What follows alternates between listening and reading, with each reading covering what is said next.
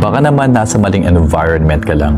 Kahit gaano kaganda ang isang halaman, kung maliit at pangit ang lupa na tinaniman mo, hindi yan lalago, hindi yan tataba. Ganon din tayo, kahit gaano ka-talented, kahit gaano kagaling, kung nasa maling environment ka, mahihirapan kang mag-grow.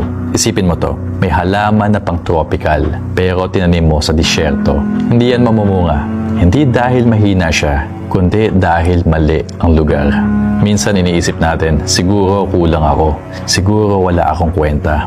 Pero ang totoo, baka nasa maling lupa ka lang. Baka kailangan mo ng mas magandang environment, mga tao na naniniwala sa'yo, lugar na align sa pangarap mo, at sitwasyon na magbibigay ng nutrients sa growth mo.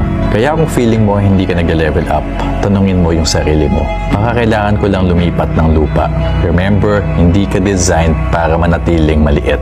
You were made to grow, to thrive, and to bloom. Pero kailangan nasa tamang lugar ka, tamang lupa, tamang environment.